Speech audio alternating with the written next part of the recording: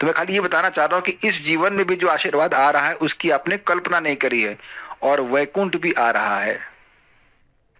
और एक बात यहां भी धारण कर लीजिए कि कथा के समय कौन सी कुंठा होती है। अगर आप कथा में एब्जॉर्ब है तो उस टाइम तो कुंठा नहीं होती, ये नहीं मिला वो नहीं मिला। वैकुंठ का अनुभव तो यहां भी होता है, उसके बाद फिर कथा के बाद बंद शुरू हो जाए अलग बात है, बट एटलीस्ट कथा के समय तो नहीं होता है।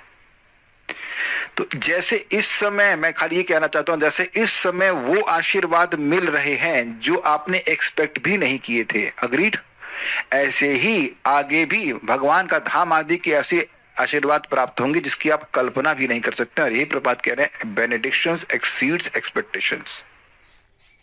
इसीलिए अपने जीवन को कैसे क्या करते हैं, इसको ऐसे मोल्ड कर लीजिए कि आप सुबह जब कैसे कर सकते हैं, बस इतना ही करना है, उसके बाद सब कुछ आपका जीवन में अलाइन हो जाएगा।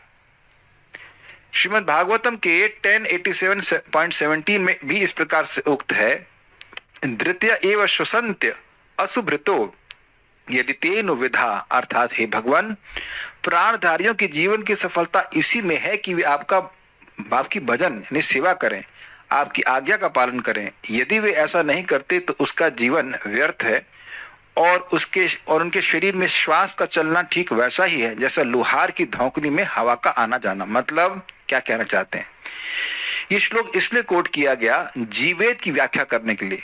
कह रहे कि जी कौन रहा है, प्राण तो सब लोग धारण कर रहे हैं, प्राण मतलब हवा, तो क्या हवा धारण करना ही जीवन का लक्षण है? तरवः किम न जीवंती भस्रा किम न श्वसन्त्युतः। भस्रा मतलब धौंकनी, तो जो धौंकनी होती है, धौंकनी मतलब लोहार की धौंकनी से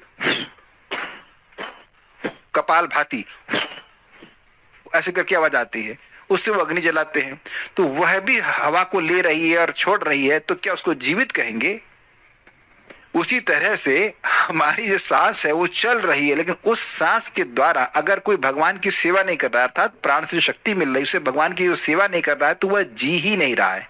तो जीवित की व्याख्या करते हुए कह रहे हैं कि वही व्यक्ति जी रहा है जो आपकी सेवा कर रहा है, बाकी सब तो जीवन अपि मृतो हिस्सा, वह जीते जी मरे हुए हैं।